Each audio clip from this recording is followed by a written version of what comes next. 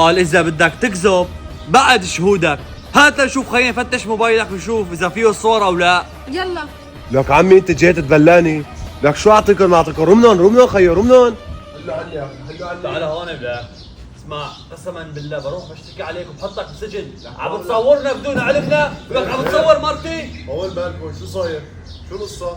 لك هذا ما بعرف شو عم يتبلى الناس، انا مصورهم هذا. طيب واول مرة بشوفهم فيها. طب طول لي بالك، احكي له القصة، احكي له. كنت واقفة انا وزوجي، شفته بعيني عم يصورني انا وجوزي وعمل حاله نايم عن. حسبي الله ونعم الوكيل. طيب شو الدليل انه هو مصوركم؟ يا عيني عليك، هلا انت عيني. قال بقول لك اذا بدك تكذب بعد شهودك.